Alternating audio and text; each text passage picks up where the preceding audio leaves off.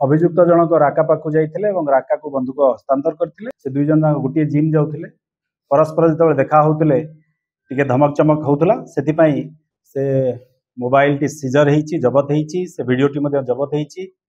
से जणै की सेपटे पळै जाइथिले। अभियुक्त जे घटनास्थल रे रहिथिले, जे अभियुक्त अछन्ते शिव प्रधान तांको जणैथिले जे जो समय रे से आसिले बोली।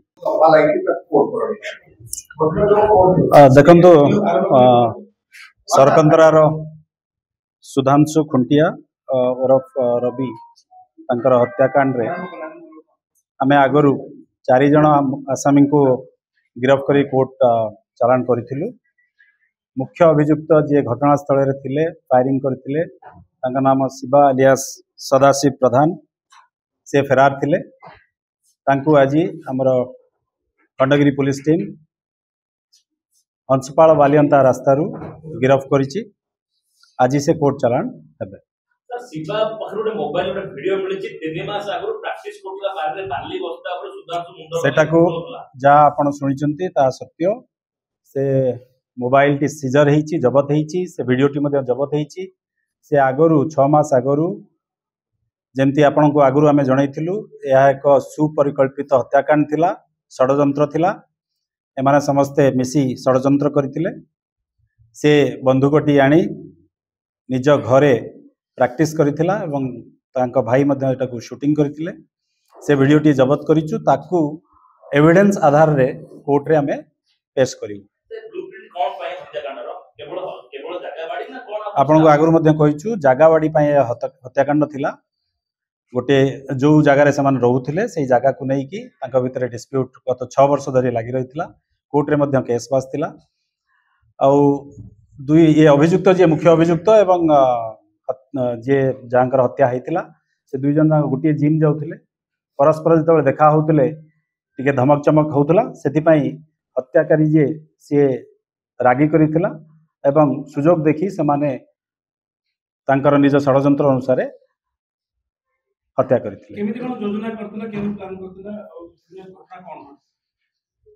योजना मुताबक जो दिन घटना घटी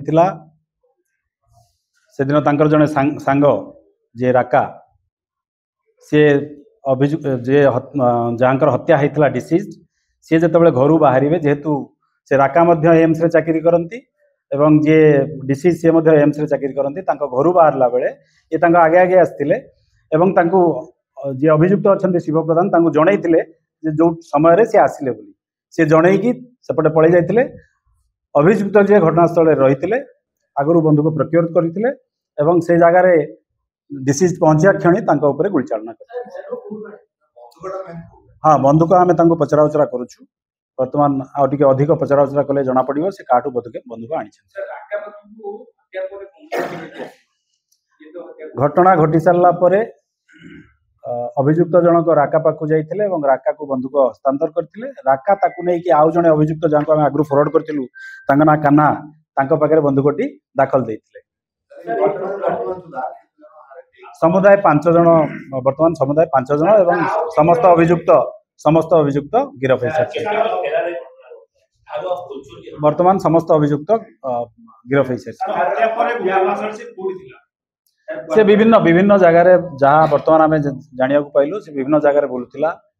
कटक, नियाली, अड़सपुर, मनमालीपुर विभिन्न जगह बुलूला। आम पुलिस टीम जो पहुँचुले आम सक्सेस हो पार से छाड़ी पड़े जाऊला। मात्र आज आम खंडगिरी पुलिस टीम सफलता हासिल कर से भली कौन सूचना आम पाखे ना। आम बंधुक कौटू से आनी आगे अधिक पचरा उचरा कर रिमांड। हाँ, इन्वेस्टिगेशन करा निश्चित।